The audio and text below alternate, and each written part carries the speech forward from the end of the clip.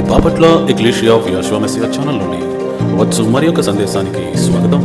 మతం యొక్క అసత్య బోధన నుండి పరిశుద్ధులకు ఒకసారే అప్పగింపబడిన బోధల్లోనికి దేవుడు మిమ్మల్ని నడిపించును గాక. ఈ సందేశం మీకు మీ కుటుంబానికి ఆశీర్వాదకరంగా ఉంటుంది గాక. సువార్త సమయానికి స్వాగతం. ఇప్పుడు చాలా మంచి విషయాన్ని మనం గమనిద్దాం. దేవుని రాజ్య పౌరులకి గుర్తు విశ్రాంతి దినం అన్నాను. విశ్రాంతి దినం కాకుండా ఇంకేమన్నా గుర్తులు ఉన్నాయా దేవుని బిడ్డలకి?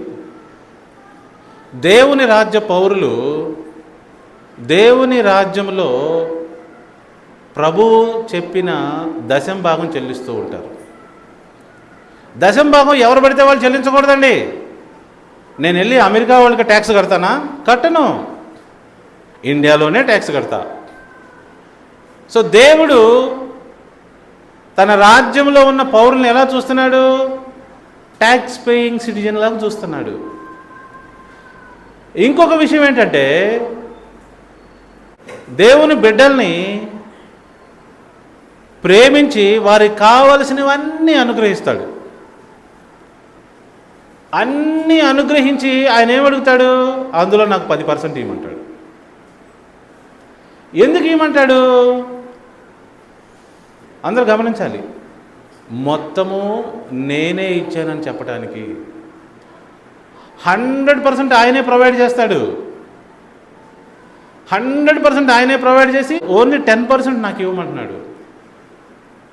ప్రభువారు దశంభాగం ద్వారా ఏం చెప్పదలిచారంటే, ఓ ప్రియ బిడ్డ, నీవు నా ప్రాపర్టీ, నేను నిన్ను పోషిస్తున్నాను, నీకు లైఫ్ ఇచ్చింది నేనే, లైఫ్ నడవటానికి ఆక్సిజన్ ఇచ్చింది నేనే, చెట్లు చేమలు కూరగాయలు తర్వాత నాన్ వెజ్ వెజ్ అన్నీ ఇచ్చింది కూడా నేనే. ఐ ఆమ్ ద ఓనర్ అన్న సంగతి నువ్వు గుర్తించాలి అని ప్రభువారు చెప్తున్నాడు. అర్థమైంది? ఇప్పుడు ఎందుకు దశంభాగం దేవుడు అడుగుతాడు? ఇప్పుడు ఎవరైనా సరే తన పిల్లలకి కావలసిన ఆహార పదార్థాలు అలా పెట్టేసి, జాగ్రత్త వినాలి, అమ్మ ఒక ముక్క పెట్టవా అని అడిగితే, నేను పెట్టను పో, నాది అంటే చిన్నపిల్ల. జాగ్రత్తగా ఆలోచించండి. మంచి స్వీటు హాటు ఇడ్లీ వడ సాంబార్ అన్నీ పెట్టి పిల్లకి దగ్గర, అమ్మ నాకు కూడా ఒక ముక్క పెట్టమ్మా నాన్న అడిగాడు అనుకోండి, ఎందుకు అడుగుతాడు? ఇవన్నీ డాడీయే ఇచ్చాడు నాకని చెప్పాలని కోరుకుంటున్నాడు ఆయన. ఇవన్నీ డాడీయే ప్రొవైడ్ చేశాడని. ఇవన్నీ నాయి, నేను ఇవ్వనంటే అప్పుడు దాని అర్థం ఏంటి? ఆ పిల్లకి జ్ఞానం లేదు అని. ఆ జ్ఞానం వచ్చేంత వరకు ఆ తండ్రి పోరాడతాడు. దేవుని రాజ్య పౌరులకి సమస్తాన్ని అనుగ్రహించేది దేవుడు అండి.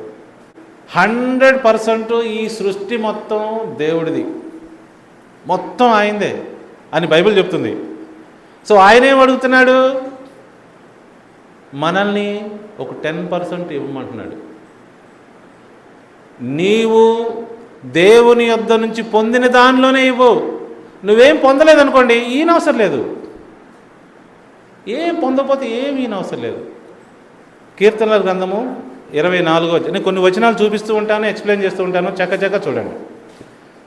కీర్తనల గ్రంథము 24వ అధ్యాయం 1వ వచనం. భూమియు దాని సంపూర్ణతయు లోకమును దాని నివాసులను యెహోవాయే. ఇంక ఈ అధ్యాయం చదివితే ఇంకా చాలా బాగుంటుంది. Everything that exist created by the Yahweh Elohim, the one and only Yahweh Elohim. అన్నీ దేవునివే. కానీ మనం ఇక్కడ ఏమి నేర్చుకుంటున్నాము? అపవాది ద్వారా వేరే మెంటాలిటీ నేర్చుకుంటున్నాం. అంతా నాదే అనుకుంటున్నాం. ప్రభువారు దశంభాగం ద్వారా నీ దగ్గర నుంచి ఏదో తీసుకోవాలని కాదు ఆయన కోరుతుంది. అయ్యో, తప్పుగా అర్థం చేసుకుంటున్నారు.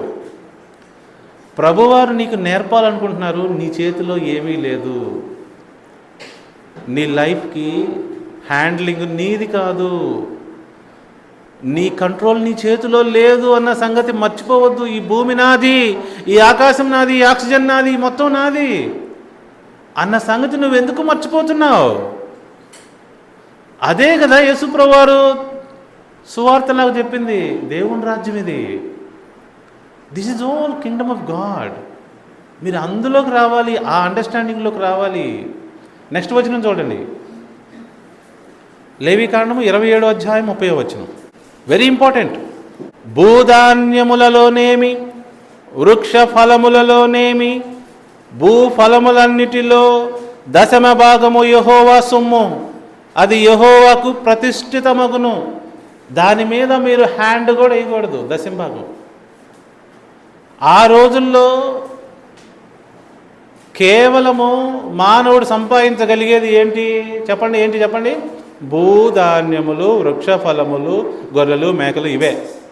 అందులో నువ్వు 10వ భాగం దేవునికి ఇవ్వాలి. అది యెహోవా సొమ్ము. ఎంతమందికి అర్థమైంది? అది యెహోవా సొమ్ము. మీరు దాన్ని తీసుకోకూడదు. సో దేవుని యొక్క న్యాయం ఏంటి చెప్పండి?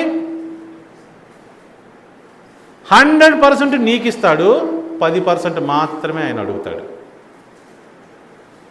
గమనించారా అందరూ? నెక్స్ట్, దీన్ని ఎలా చూడాలి? మన ఇండియాలో ట్యాక్స్ ఉంది, అమెరికాలో ట్యాక్స్ ఉంది, ప్రతి దేశంలో కూడా ఇన్కమ్ ట్యాక్స్ ఉందండి. యాక్చువల్గా ఈ ఇన్కమ్ ట్యాక్స్ రాంగ్ వేలో వేస్తున్నారు, కానీ సరైన విధానంలో అది దేవుని రాజ్యంలోనే వేయబడింది. ఎలా తెలుసా? దేవుడు భూమి ఇస్తాడు, దేవుడు నీకు విత్తుటకు విత్తనములు ఇస్తాడు, దేవుడు నీకు ఓ పని ఇస్తాడు, దేవుడు నీకు గొర్రెలను మేకలను ఇస్తాడు. అవి నువ్వు అభివృద్ధి చేసి నువ్వు సంపాదించిన దానిలో 10% ఇవ్వమంటున్నాడు. దేవుడు నీకు ఇవ్వకుండా నిన్ను అడగట్లేదు. చూసి, కానీ గవర్నమెంట్ మనకి ఏమిస్తుంది? మనమే కష్టపడి సంపాదించి మనం వాళ్ళకి ఇవ్వాల్సి వస్తుంది. దాన్ని ట్యాక్స్ అంటున్నాం ఇక్కడ. కానీ దేవుని రాజ్యంలో అలా కాదు. దేవుని రాజ్యంలో దేవుడు ఇచ్చిన దాంట్లోనే అడుగుతాడు. అర్థమైందా ఇది? చాలామంది చందాలు ఇవ్వటం, కానుకలు ఇవ్వటం కూడా 10వ భాగం అనుకుంటారు. నో, ప్రభువుకి చందాలు, గిఫ్ట్లు ఏం అవసరం లేదు. ఆయన అడుక్కునేవాడు కాదు దేవుడు. దేవుడు నీకు ఇవ్వందే నిన్ను అడగడు. దేవుడు నీకు ఇవ్వందే అడిగాడంటే నువ్వేదో ఆయనకు సహాయం చేస్తున్నట్టు కదా. అలా ఎందుకు అడుగుతాడు? దేవుడు ఏమైనా అడుక్కునేవాడు అనుకుంటున్నారా? నో, దేవుడు నీకు ఇచ్చిన తర్వాతే అడుగుతాడు. నీకు 100% ఇచ్చి అందులో 10% అడుగుతాడు. సపోజ్ ఈ నెల దేవుడు నీకు 5,000 ఇచ్చాడు అనుకో, అందులో 10% అడుగుతాడు, మొత్తం అడగడు. ఒకవేళ ప్రభు నీకు ఏమి ఇయ్యలేదనుకోండి, నిన్నేం అడగడు. ఎంతమందికి అర్థమవుతుంది నేను చెప్పేది? చాలామంది అనుకున్నట్టు ఇది చందా కాదు. అందరూ గమనించాలి. సో వారం వారం చందా వేయటం అనే కాన్సెప్ట్ తప్పు. నెలకొకసారి నువ్వు టైత్ ఇవ్వాలి, అంతే. చాలామంది మీ పాస్టర్లు 10వ భాగం తీసుకుంటారని బయట వాళ్ళు ఏడుస్తూ ఉంటారు. నేను వాళ్ళతో అంటున్నా, వాళ్ళ సంఘ సభ్యులు వాళ్ళకు 10వ భాగం ఇస్తుంటే నీ బాధ ఏంటి? నాకు అర్థం కాదు. నిన్ను అడిగారా? బయట వాళ్ళు చాలామంది అంటారు పాస్టర్లు 10వ భాగాల మీద బతుకుతున్నారు అది ఇది అంటారు. అవునయ్యా, బతుకుతారు, నీకేంటి ప్రాబ్లం? నిన్ను అడిగారా? వాళ్ళ సంఘానికి వెళ్ళేవాళ్ళు వాళ్ళేదో 10వ భాగం ఇస్తున్నారు, వాళ్ళేదో తీసుకుంటున్నారు, నీ ప్రాబ్లం ఏంటి? ఇదొకటి. మళ్ళీ వారికి చాలామందికి అర్థం లేదు. దేవుడు ఒక కాపరిని పెట్టినప్పుడు ఆ కాపరికి, ఆ ప్రీస్ట్కి, లేకపోతే యాజకుడికి దేవుడు నిర్ణయించాడు. మళ్ళీ చెప్తున్నాను, ఇది దేవునికి మీరిచ్చే చందా కాదు. దయచేసి దాని చందా అనొద్దు, దేవునికి ఇచ్చే కానుకలు అనొద్దు. నో, అంటే దేవునికి కానుకిచ్చే అంత లెవెల్ ఉందా నీకు? ఎవరికి ఉంది చెప్పండి? ఈ ప్రపంచంలో దేవునికి కానుక ఇచ్చారా? దేవునికి గిఫ్ట్ ఇచ్చే అంత లెవెల్ ఉందా వీళ్ళందరికీ? ఎవరికన్నా? దేవుడు నీకు ఇచ్చిన దానిలో 10% అడుగుతున్నాడు అన్న సంగతి గుర్తుపెట్టుకోండి. సంఖ్యాకాండము 18వ అధ్యాయము 24వ వచనం. అయితే ఇశ్రాయేలీయులు యెహోవాకు ప్రతిష్టార్పణముగా అర్పించు 10వ భాగములను నేను లేవీయులకు స్వాస్థ్యముగా ఇచ్చి తిని. అదిగోండి, లేవీయులు ఎవరు? యాజకులు. ఆ 10వ భాగములు మీరు తీసుకొచ్చి ఎవరికి ఇవ్వాలి? నిజమైన యాజకుడికి ఇవ్వాలి, అబద్ధ బోధకుడికి కాదు. దేవుని రాజ్యములో ఉన్న నిజమైన యాజకుడికి ఇవ్వాలి. ఇట్లా ప్రభువారు ఏర్పాటు చేశాడని చెప్తున్నాడు ఇక్కడ. చూసుకోండి ఈ వచనాన్ని స్పష్టంగా. అందుచేతను వారు ఇశ్రాయేలీల మధ్యను స్వాస్థ్యము సంపాదించకూడదని వారితో చెప్పితిని. వాళ్ళేం సంపాదించకూడదంట, వీళ్ళే వాళ్ళకి ఇవ్వాలంట. యాజకులు వీళ్ళు. ఎంతమందికి అర్థమైంది? ప్రభువారు దేవుని రాజ్యములో యాజకులు ఉంటారని చెప్పారు. సంఘాల్లో బోధకులు, పాస్టర్లు కాదు, ఈయన యాజకుడు. అర్థమైందా? ఇదే విషయాన్ని ద్వితీయోపదేశకాండం 14వ అధ్యాయం 22వ వచనంలో కూడా ఉంది, కానీ అది ఏం చదవనవసరం లేదు, ఉందని చెప్తున్నా. నెక్స్ట్ ఏంటంటే పాయింట్, దశం భాగం ఎవరికి ఇవ్వాలి? ఆల్రెడీ చూసాం. దశం భాగం ఎవరికి పడితే వాళ్ళకి ఇస్తూ ఉంటారండి చాలామంది. క్రైస్తవ్యము అంటే ఏంటి? అది ఒక మతము. దేవుని రాజ్యములో ఉన్న యాజకునికి తప్ప మీరెవ్వరికి డబ్బులు చెల్లించకూడదు. డబ్బులంటే దశం భాగము. ఎవరికైనా మీరు ఇస్తే అది వృధా అయిపోతుంది. దేవుడు దశం భాగాల్ని రిసీవ్ చేసుకోవడానికి ఎవరిని నిర్ణయించాడు? యాజకుల్ని మాత్రమే నిర్ణయించాడు. ఎవరైనా సరే దేవుని రాజ్యంలో దశం భాగాలు ఎవరికి ఇవ్వాలంటే యాజకునికి మాత్రమే ఇవ్వాలి. ఎవరికి పడితే వాళ్ళకి ఇవ్వడు. దొంగ బోధకులకు కానీ దొంగ సంఘాలకు కానీ ఇస్తే మీరు మీ డబ్బు వృధా, మీ టైం వేస్ట్. దశం భాగం అనేది ప్రవక్తలకు ఇవ్వకూడదు, రాజులకి ఇవ్వకూడదు, లేకపోతే అది ఒక గిఫ్ట్ కింద, చందా కింద ఇవ్వకూడదు. అది కేవలము దేవుని సంఘ కాపరి లేకపోతే ప్రధాన యాజకుడి కింద ఉన్న యాజకుడికే ఇవ్వాలి. ఎవరు పడితే వాళ్ళకి ఇవ్వకూడదు. అలాగే ఈ యాజకుడు కూడా ఎవరు పడితే వాళ్ళు ఇస్తే తీసుకోకూడదు. అన్ని జనులు కానీ బయట వాళ్ళు కానీ లేకపోతే దేవుని రాజ్య పౌరులు కాని వారు కానీ ఎవరైనా ఇచ్చినా కూడా వాళ్ళు స్వీకరించకూడదు. అలా స్వీకరించినా వాళ్ళకి శిక్ష పడుద్ది. దేవుని రాజ్యంలో ఉన్న పౌరులు ఎవరికి పడితే వాళ్ళకి ఇచ్చినా వాళ్ళకి శిక్ష పడుద్ది. ఎంతమందికి అర్థమైంది?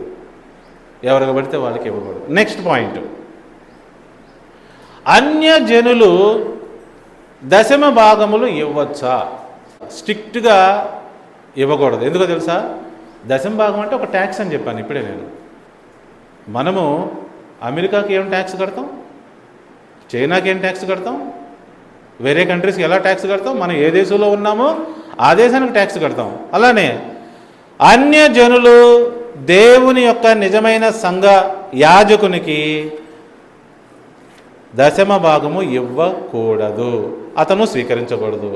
కీర్తనల గ్రంథము 147వ అధ్యాయము 19వ వచనం. ఆయన తన వాక్యము అంటే ధర్మశాస్త్రం, అక్కడ ఆయన తన ధర్మశాస్త్రము యాకోబునకు తెలియజేసెను, తన కట్టడలను తన న్యాయ విధులను ఇశ్రాయేలులకు తెలియజేసెను. ఏ జనమునకు ఆయన ఇలాగూ చేసి ఉండలేదు. ఆయన న్యాయ విధులు వారికి తెలియకయే ఉన్నవి. సో అన్య జనులకు దశమ భాగములు వర్తించవు. కేవలము దేవుని రాజ్య పౌరులు మాత్రమే దేవుని యొద్ద నుండి అన్ని ఆశీర్వాదములు పొందుకున్న వారు మాత్రమే దశమ భాగములు చెల్లింపవలెను. మేము కూడా చెల్లిస్తామనుకుంటే ఎవరైనా వచ్చినా తీసుకోబడవు. అందుకే ఎవరైనా వచ్చి చందా వేస్తానంటే నేను వేయనివ్వను. అన్ని జనులకు లేదు ఈ అవకాశం. అర్థమవుతుందని చెప్తుంది. నెక్స్ట్ పాయింట్, సరే దేవుని రాజ్య పౌరులు అయ్యారు, దశమ భాగం ఇవ్వడం మానేశారు. అప్పుడు ఏంటి పరిస్థితి అంటే, మీరు దేవుని యొద్ద నుంచి 100% తీసుకుంటున్నారు కానీ ఆ 10% మాత్రం వెనక్కి ఇవ్వట్లేదు. అలా ఇవ్వకపోతే ప్రభువారు ఏం చేస్తారు? మలాకీ గ్రంథము 3వ అధ్యాయము 8వ వచనం. మానవుడు దేవుని యొద్ద దొంగిలునా? అయితే మీరు నా యొద్ద దొంగిలితిరి. దేని విషయంలో మేము నీ యొద్ద దొంగిలితమని మీరందరూ 10వ భాగమును ప్రతిష్టార్పణలను ఇయ్యక దొంగిలితిరి. అదిగోండి, దేవునికి ఇయ్యవలసినవి మీరు ఇవ్వకుండా దొంగతనం చేస్తున్నారు. అంటే ఎవరైతే దశమ భాగము చెల్లించవలసిన వారై ఉండి కూడా చెల్లించటం లేదో వారు దేవుని యొక్క ఆజ్ఞ ప్రకారం దొంగలవుతున్నారు. Non tithers were legally classified as thieves in the kingdom of God. దొంగిలించకూడదు అన్న ఆజ్ఞను అతిక్రమించిన దాంతో సమానం. దేవుని రాజ్యం అంటే అది ఒక దేశం, గుర్తుపెట్టుకోండి. ఆ దేశంలో పౌరులు ఎలా ఉండాలి? దేవుని రాజ్య చట్టాన్ని ఫాలో అవ్వాలి. ఆ చట్టాల్లో ఒకటి ఏంటంటే దేవుడు ఇచ్చిన ఆశీర్వాదాలలో నుంచి మనం 10% వెనక్కి ఇవ్వాలి. అందరికి అర్థమవుతుందా? నెక్స్ట్, దశమ భాగం ఇవ్వకపోతే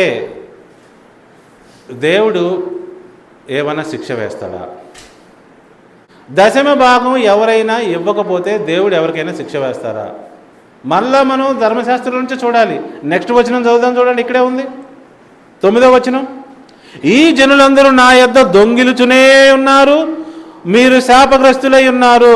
నా మందిరములో ఆహారం ఉండునట్లు 10వ భాగమంతయు మీరు నా మందిరపు నిధిలోనికి తీసుకురండి. మరి అంతే కదా, శాపగ్రస్తులై ఉన్నారు. వీళ్ళు దొంగతనం చేస్తూనే ఉన్నారు, శాపగ్రస్తులై ఉన్నారు అని ఇక్కడ ప్రభువారు చెప్తున్నారు. ఇంకా కొంచెం కిందకి వెళ్దాం. 11వ వచనం చూడండి. మీ పంటను తినివేయ పురుగులను నేను గద్దించెదను, అవి మీ భూమి పంటను నాశనం చేయవు. మీ ద్రాక్ష ఆకాల ఫలములను రాల్పకయుండునని సైన్యములకు అధిపతియగు యెహోవా సెలవిచ్చుచున్నాడు. చూడండి, ప్రభువారు మనము ఆశీర్వదించబడాలనే కోరుతున్నాడు. దశమ భాగం ఎవరైతే హోల్డ్ చేస్తున్నారో ఆ చిన్నపిల్లలాగా ఉన్నారనమాట. తండ్రి తనకు కావలసినవన్నీ ఇచ్చిన తర్వాత, అమ్మ ఒక మొక్క పెట్టవా అని అడిగితే, నేను పెట్టను, నాది ఇది అంటే, అన్నీ ఇచ్చిన తండ్రి తర్వాత ఏం చేయగలడు అన్న సంగతి ఆ పిల్లకైతే ఎలా అయితే తెలియలేదో, దశమ భాగము ఇయ్యకుండా దాచిపెట్టుకుంటున్న వారు కూడా అంత చిన్న పిల్లల మైండ్ కలిగి ఉన్నారు. ఇచ్చువాడు దేవుడండి మనందరికీ. మళ్ళీ ఎవరు పెడితే వాళ్ళు ఇస్తే తీసుకోండి. దేవుడికి ఆస్తి అవసరం లేదు. దేవుడికి నీ కానుకలు నీదేమీ వద్దు అసలు. ఆయన ధనవంతుడు, మహాధనవంతుడు. ఆయన నీలో ఉన్న మనస్సును చూడగోరుతున్నాడు. ఎంతమందికి అర్థమైంది? Next point, tithe is not a gift. Tithe అనేది గిఫ్ట్ కానే కాదు, ఇది ఒక చట్టము. గుర్తుపెట్టుకోండి. ఈ రోజున సినీ స్టార్స్ ఎక్కువగా సంపాదిస్తూ ఉంటారు. తెలుసా మీకు? కోట్లలో వాళ్ళ ఆదాయం ఉంటుంది. 10 కోట్లు తీసుకునేవాళ్ళు, 50 కోట్లు తీసుకునేవాళ్ళు ఉంటారు. వాళ్ళందరూ ట్యాక్స్ పే చేయాలి. యాక్చువల్గా ఏంటి, 50 కోట్లు తీసుకున్న యాక్టర్స్ కూడా ఉన్నారు. 50 కోట్లు అంట. మరి ట్యాక్స్ పే చేయాలిగా, పే చేయరు వాళ్ళు. ట్యాక్స్ పే చేయకుండా వాళ్ళు తప్పించుకు తిరుగుతారు. ఈడీ అని ఒకటి చూసారా మీకు? తెలుసా? ఈడీ, తర్వాత ఏసీబీ, ఇవి 2 ఏం చేస్తాయంటే, ఈ 2 సంస్థలు, దర్యాప్తు సంస్థలు, మన దేశంలో ఎవరెవరైతే ట్యాక్స్ని ఎగ్గొట్టారో వాళ్ళ యొద్దకు వెళ్ళి పట్టుకొని వాళ్ళని జైల్లో వేస్తారు. ముందు వాళ్ళు ఎగ్గొట్టిన సొమ్మంతా లాక్కుంటుంది, ప్లస్ జైల్లో కూడా పడేస్తుంది. అంత పెద్ద నేరం ట్యాక్స్ కట్టకపోతే. మరి దేవుని రాజ్యంలో ప్రభువారు కూడా అంత సీరియస్గానే ఉన్నాడండి. మనకి మన జీవితంలో తెలిసిపోతూ ఉంటాయి, మన ఆశీర్వాదాలన్నీ ఆగిపోతాయి, శాపం వచ్చేస్తూ ఉంటుంది. ఒక్కొక్కసారి మనం శాపం గమనించకపోవచ్చు. ఆ కళ్ళు ఉండవు, మనకి గుర్తించగలిగిన కళ్ళు ఉండవు. గుర్తుపెట్టుకోండి. ప్రియా దేవుని బిడ్డలారా, ఎక్లీషియాలో ఉన్న వాళ్ళకి చెప్తున్నాను సీరియస్గా, దేవుడు చాలా సీరియస్గా ఉంటాడు దేవుని ఆజ్ఞల విషయంలో. ఎవరూ కూడా దేవుని ఆజ్ఞని అతిక్రమించొద్దని మనవి చేస్తూ ఉన్నాను. ఓకే, ఇంతకీ పాత నిబంధన కాలంలో ఆ దశమ భాగం ఎవరి యొద్దకు వెళ్తుంది? ఇప్పుడే చూసాం మనం, ఆ యాజకుని యొద్దకు వెళ్తుంది. ఏం చేస్తారు వాళ్ళు? చూద్దామా? ద్వితీయోపదేశ కాండము 12వ అధ్యాయము 5వ వచనం. మీ దేవుడైన యెహోవా మీ సమస్త గోత్రములలో తన నామమును స్థాపించుకొనుటకు నివాస స్థానముగా ఏర్పరచుకొను స్థలమును వెదకి అక్కడికే యాత్రలు చేయుచుండవలెను.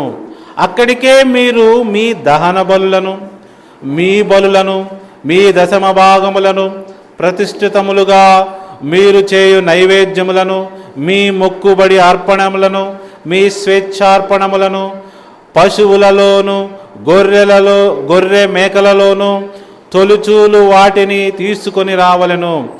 మీరును మీ దేవుడైన యెహోవా మిమ్ము ఆశీర్వదించి మీకు కలుగజేసిన మీ కుటుంబములను మీ దేవుడైన యెహోవా సన్నిధిని భోజనము చేసి మీ చేతి పనులన్నిటిని యందు సంతోషింపవలెను.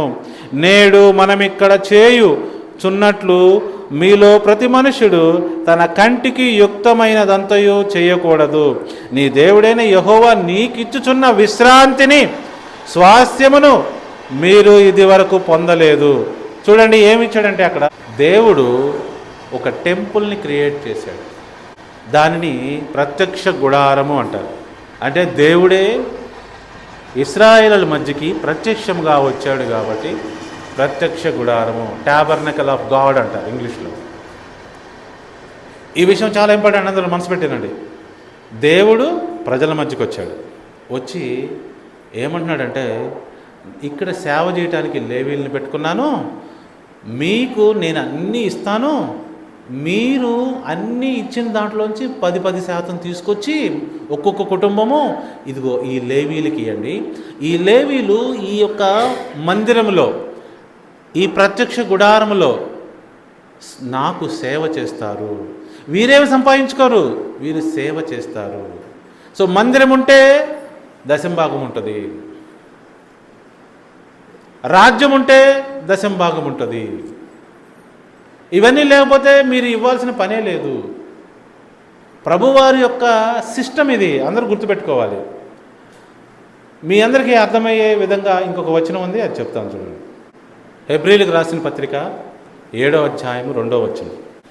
ఇక్కడ ఒక రాజ్యం నడుస్తుందన్న సంగతి మర్చిపోకూడదండి ఎవరు. దేవుడు మనందరికీ జ్ఞానం ఇవ్వాలని కోరుకుంటున్నాడు. ఈ జ్ఞానాన్ని సంపాదించుకున్న తర్వాతే మనందరము నిజంగా జ్ఞానవంతులు అవుతాం. 7వ అధ్యాయం 2వ వచనం. రాజులను సంహారం చేసి తిరిగి వచ్చుచున్న అబ్రహామును ఎవడు కలుసుకొని అతన్ని ఆశీర్వదించనో, ఎవనికి అబ్రహాము అన్నిటిలో 10వ వంతు ఇచ్చనో, ఆ షాలేము రాజును మహోన్నతుడగు దేవుని యాజకుడినైన మెల్కీసెదెకు నిరంతరము యాజకుడిగా ఉన్నాడు. అతని పేరుకు మొదట నీతికి రాజనియు తర్వాత సమాధానపు రాజనియు అర్థమిచ్చునట్టి షాలేము రాజని అర్థము. ఈ దశంభాగం ఫస్ట్ ఎవరిచ్చారు? అబ్రహాం ఇచ్చాడు. అబ్రహాం ఎందుకు ఇచ్చాడు? అబ్రహాముకే దేవుడు మొట్టమొదటిగా రాజ్యం ఇచ్చాడు. అబ్రహామే ఫస్ట్ సిటిజన్. నన్ను అడిగితే, అబ్రహామా లే, నేను చూపించు దేశానికి పో అన్నాడు. ఏంటా దేశం? దేవుని రాజ్యం. నువ్వు నాకు లోబడు, నేను చెప్పింది చేయి, నువ్వు ఈ భూమి మీద ఆశీర్వదించబడతావు నా చేత. అప్పుడు అబ్రహాం వెళ్తాడు, ఇంకా వెళ్ళేసి రాజ్యాలను జయించుకొని వస్తాడు. ఆ రాజ్యాలను జయించుకునే వచ్చే సమయంలో సంపాదించుకున్న దాన్ని మొత్తంలో దశంభాగం ఈ యొక్క యాజకుడికి ఇస్తాడు. సో ఫస్ట్ టైం దశంభాగం ఎవరిచ్చారు? అబ్రహాం ఇచ్చాడు. మిమ్మల్ని ఇది ప్రశ్న అడుగుతాను ఎగ్జామ్లో. దశమ భాగం మొట్టమొదటిసారిగా ఎవరిచ్చారు? బైబిల్ ప్రకారం అబ్రహాం ఇచ్చాడు. ఎవరికి ఇచ్చాడు? దేవుని యాజకుడైన మెల్కీసెదెకుకి ఇచ్చాడు. అక్కడ మొదలైంది. అబ్రహాం సంతానమే ఇశ్రాయేలీలు, అబ్రహాం సంతానమే దేవుని రాజ్యం అయిపోయింది. అబ్రహాము దేవుని రాజ్య పౌరుడయ్యాడు. ఎలా చెప్పాడు? నిన్ను అనేక జనములకు తండ్రిగా చేస్తాను, నీ ద్వారా రాజ్యములు వచ్చును, నీ ద్వారా కింగ్స్ వచ్చును, నీకు రాజ్యం ఇచ్చి నిన్ను ఆశీర్వదించి ప్రపంచవ్యాప్తముగా అన్ని వంశములు నీ ద్వారా ఆశీర్వదిస్తాను అని దేవుడు అక్కడే ప్రామిస్ చేశాడు. అక్కడే రాజ్యం ఇచ్చాడు. Kingdom started there itself. అందుకే అబ్రహామే దశంభాగం ఇచ్చాడు యాజకుడికి. అందరికీ అర్థమైంది ఇప్పుడు. సో అక్కడ మొదలైన దశమ భాగము అందరూ ఇస్తూనే వచ్చారు, నిజమైన దేవుని రాజ్య పౌరులందరూ. మరి మీకు అర్థమైందా? అయితే అలా దశంభాగములు ఇచ్చుకుంటూ వస్తూ ఉన్నారు. ఎప్పుడైతే ఇశ్రాయేలీలు నిబంధన ప్రకారం నడుచుకోలేదో దేవుడు వాళ్ళని శిక్షించాడండి. వాళ్ళకి రాజ్యం పోయింది.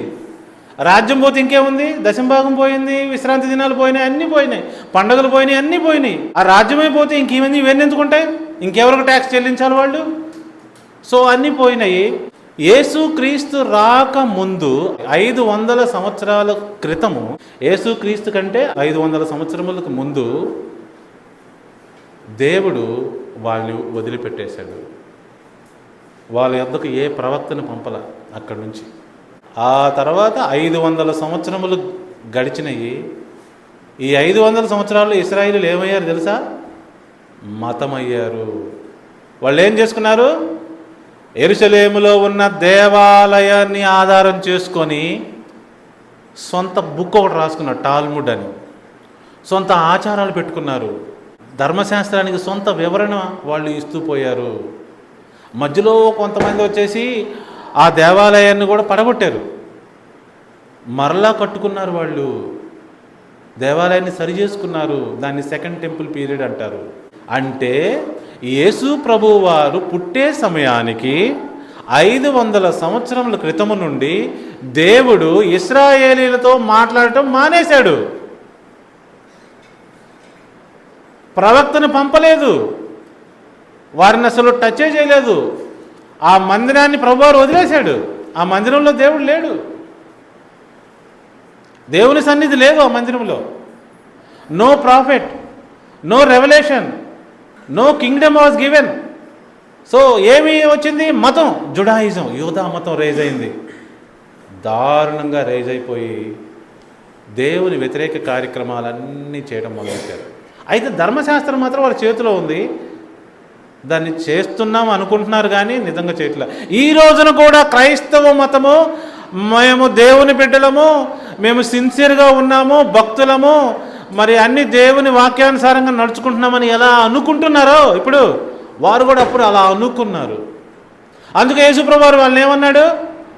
ఓ శాస్త్రులారా, పరిసయ్యులారా, అంధులారా, వేషధారులారా, ఒకరిని మీ మతంలో కలుపుకొనుటకు మీరు భూమి మొత్తం తిరిగి వస్తారు, కానీ వాడిని 2 నరకపాత్రులను చేస్తారు.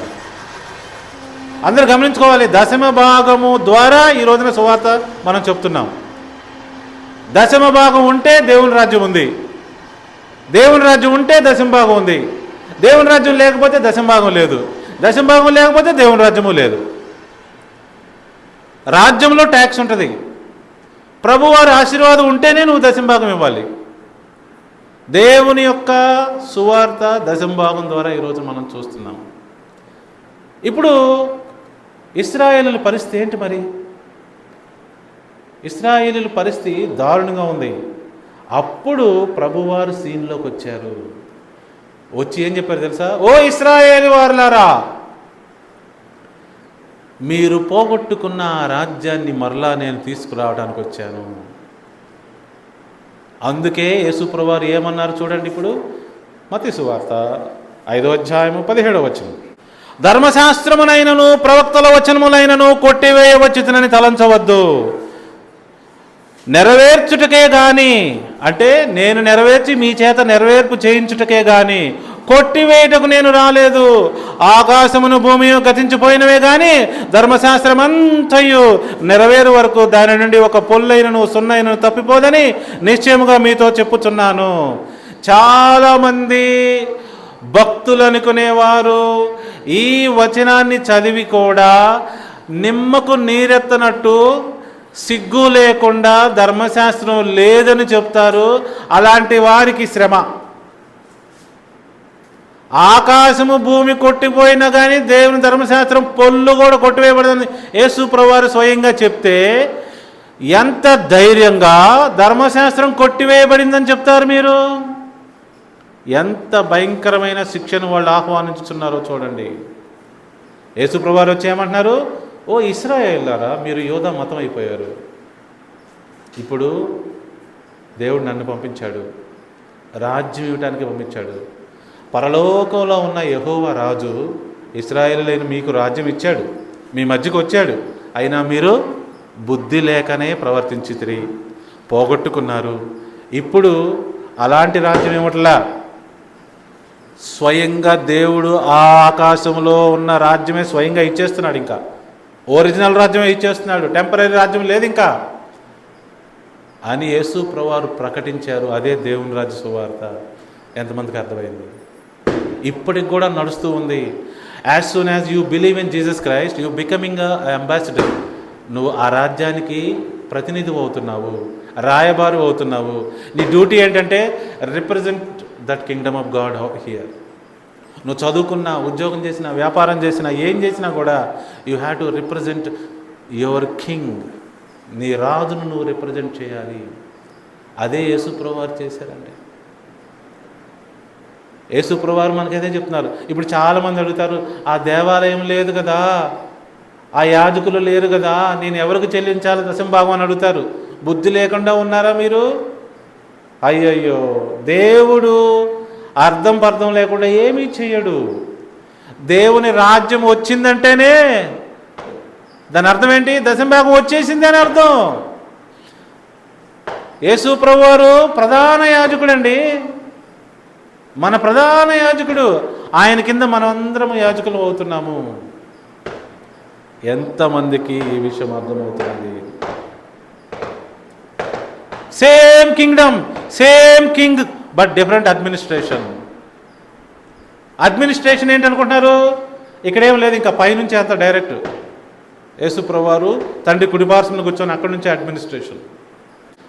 ఏ నిబంధన అయితే ఇశ్రాయేలీయులు అనుసరించలేకపోయారో దాన్ని రిన్యూ చేశాడు, అంతే. అది కొత్త నిబంధన.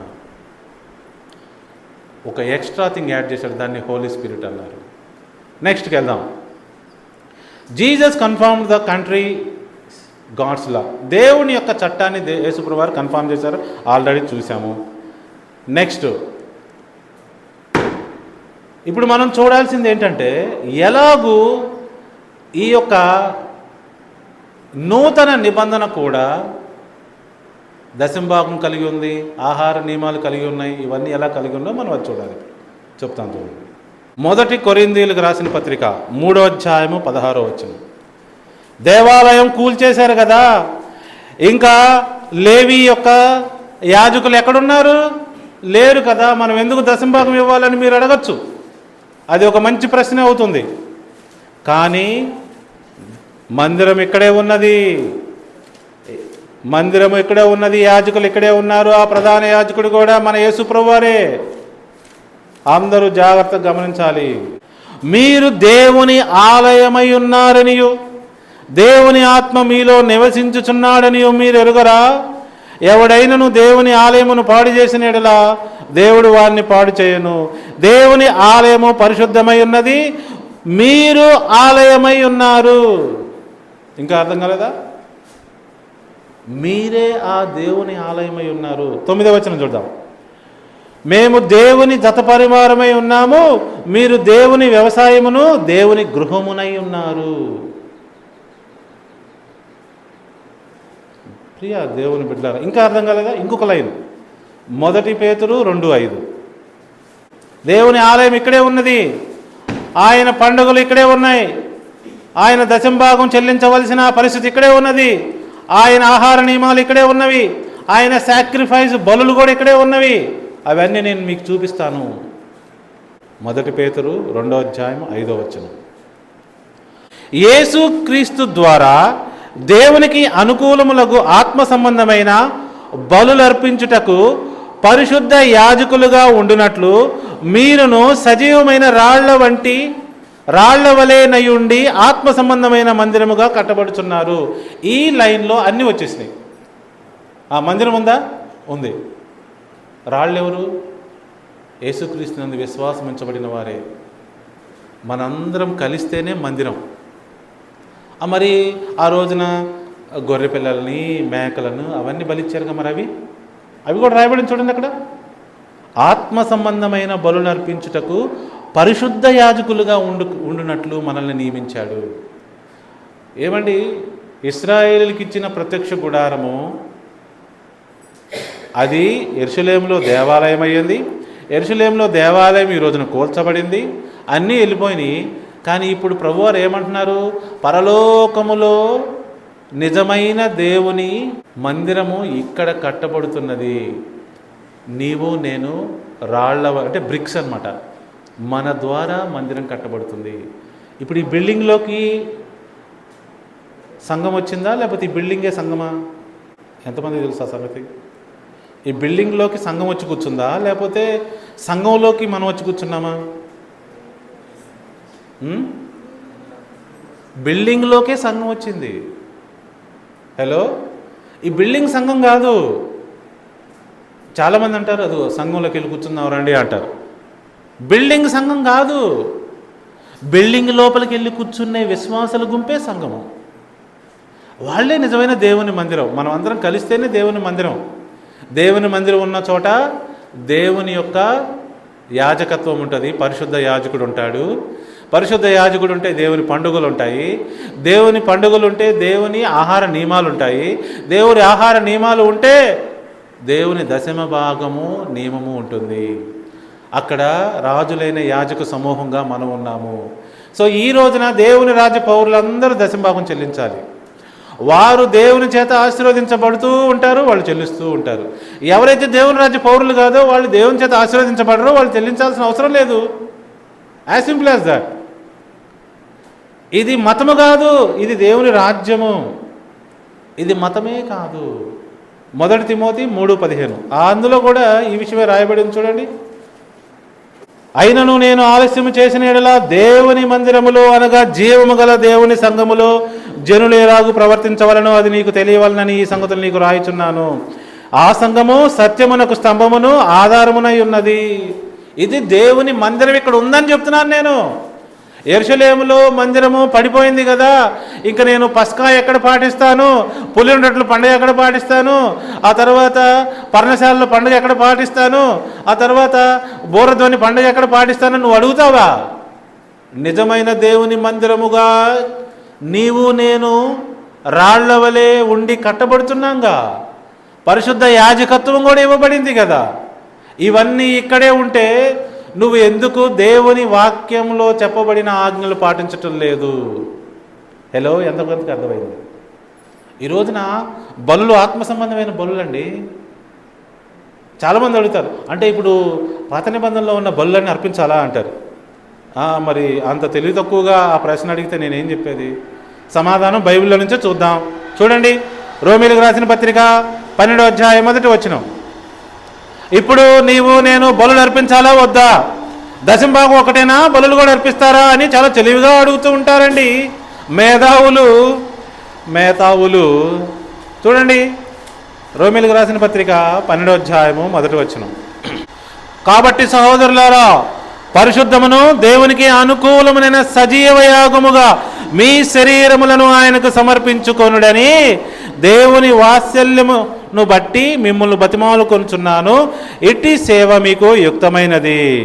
మీరు ఇవ్వాల్సిన బలులు అర్పణలు ఇవే. అసలు ఎంతమందికి అర్థమైంది ఈ వచనం? ఇంకొక వచనం కూడా ఉందండి, 13వ అధ్యాయము 15వ వచనము, హెబ్రీయులకు రాసిన పత్రిక. ఇవన్నీ తెలియకపోతే చాలామంది నేను దశంభాగం ఎందుకు చెల్లించాలి, దశంభాగం కొట్టివేయబడింది, అవసరం లేదు అని పిచ్చి పిచ్చి మాటలన్నీ మాట్లాడుతూ ఉంటారండి. వాటన్నిటి కోసమే నేను ఈ విషయాలు చెప్తున్నాను నేను. హెబ్రీ 13:15 కాబట్టి ఆయన ద్వారా మనము దేవునికి ఎల్లప్పుడూ స్తుతియాగము చేయుదుము, అనగా ఆయన నామమును ఒప్పుకొనుచు జిహ్వ ఫలము అర్పించదము. అది సాక్రిఫైస్ అండి. ఎల్లప్పుడూ స్తుతి యాగము. స్తుతి యాగము అంటే సాక్రిఫైస్. నీవు నేను చేయాల్సిన బలియాగము ఇదే. దేవుని యొక్క ధర్మశాస్త్రము ఈజ్ ఇన్ ఫుల్ ఫోర్స్ నా. అది కంటిన్యూ అవుతుంది. System continues, no changes. దేవుని యొక్క సిస్టంలో చేంజెస్ ఏం లేవు. దేవుడు ఇశ్రాయేలీయులకి ఏ ధర్మశాస్త్రం ఇచ్చాడో అది ఇప్పుడు నెరవేర్చబడుతూ ఉన్నది. చాలామందికి అర్థం కావట్లా. అంటే మనం బలులు అర్పించాలా, అంటే మనము దశంభాగం ఇవ్వాలా, అంటే మనము మేకలను కొయ్యాలా, అంటే మనం అట్లా కొంచెం జ్ఞానయుక్తంగా మీ యాజకుడు ఉంటే ఈ విషయాలన్నీ క్లారిఫై చేస్తాడు. ఇప్పుడు దాకా చూపించాను కదా, మందిరము ఆత్మ సంబంధమైనది, బలులు ఆత్మ సంబంధమైనవి. చూసారా, అన్నీ మనం చెల్లించాలి. చాలా విషయాలు నూతన నిబంధన పుస్తకాల్లో తెలుపబడలేదు కాబట్టి అవి లేవనుకున్నారు మీరు. తప్పు. వాటి అవసరం రాలేదు.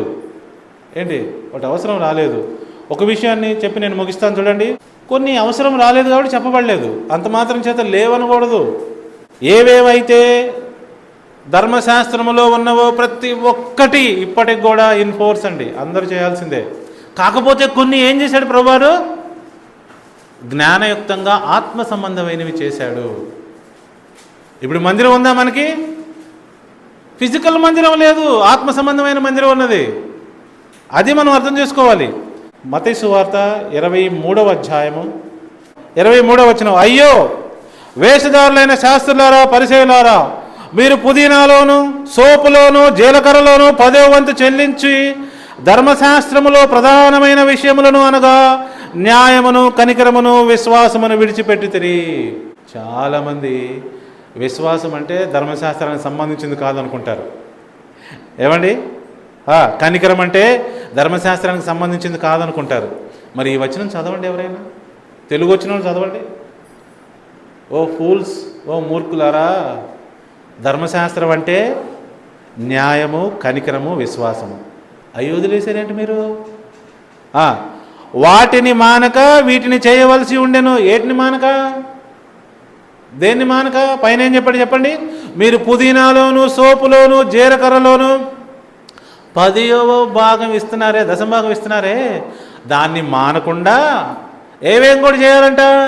న్యాయము కనికరము విశ్వాసము కూడా మీరు ఫాలో అవ్వాలి. అది చెప్తున్నాడు. ఈ లోకంలో దేవుడి పేరున వెలిసిన మతం, యేసు ప్రభువారు ఆ రోజున ఉన్న యోధా మతాన్ని ఏమన్నారో మనం ఈ రోజున ఉన్న ఈ మతాన్ని కూడా అదే అనాలి. అందరూ అంటారా? మరి నాతో పాటు ఆ వచనంలో ఉంది చూడండి, కింద 24వ వచనం చదవండి నాతో పాటు అన్నారు అందరూ. అందులైన మార్గదర్శకులారా. ఈ లోక సంఘాలు ఎలా ఉన్నాయి తెలుసా? ఇంతేనండి, తడి గుడ్డతో గొంతులు కోసే విధంగా ఉన్నారు. దారుణం అన్నమాట. ఈ లోక బోధకులు, ఈ లోక మత సంబంధులు, వాళ్ళందరూ ఇలానే ఉన్నారు. మెయిన్ కాదు, మీరే చదవండి. అక్కడ దోమ లేకుండానట్లు, అక్కడ చూసి చదవండి. దోమ లేకుండానట్లు వడియగట్టి ఒంటెను మింగువారు మీరే. ఎంత పెద్ద స్టేట్మెంటో తెలుసా యేసుప్రభువు వారు అంటుంది. నీతి బోధలు చేస్తారు, నీతి మాటలు మాట్లాడుతారు. ఏమండి, అబ్బబ్బబ్బబ్బా, అసలు ఏమి చేస్తారు అన్నట్టు మస్తుగా చేస్తారు. పరమ నీచులు మీరే అంటున్నాడు ప్రభువారు. దోమను కూడా లోపలికి రానిరంట, కానీ ఒంటెని మొత్తాన్ని మింగుతారంట. వా వా వా వా నేను అనలేదండి, యేసుప్రభువారు అన్నారు. అందరూ గమనించాలి ప్రియా దేవుని బిడ్డలారా. ఈ రోజున దశంభాగం గురించి ఇంకా చాలా ఉన్నాయి చెప్పాల్సిన విషయాలు. నా సమయం అయిపోయింది. దశమ భాగము ఉందంటే దేవుని రాజ్యం ఉంది, దేవుని రాజ్యం ఉందంటే యేసుప్రభువారి సువార్త అదే. అర్థమవుతుందా? అందరూ గమనించుకోండి, ఆశీర్వదించబడండి, జ్ఞానం తెచ్చుకొని యేసుప్రభువారు వచ్చినప్పుడు శాశ్వతమైన ఆ రాజ్యంలోకి అందరూ చేరి జీవితాన్ని సద్వినియోగం చేసుకోవాలని నేను మీ అందరికీ కోరుకుంటూ, మీ అందరి పక్షమున దేవుణ్ణి కోరుకుంటూ ఈ యొక్క శ్రేష్టమైన సువార్త సమయం మెసేజ్ను ముగిస్తూ ఉన్నాను. Thank you all for joining today. మళ్ళీ వచ్చేవారు ఇదే సమయానికి కలుసుకుందాం. అంతవరకు సెలవు.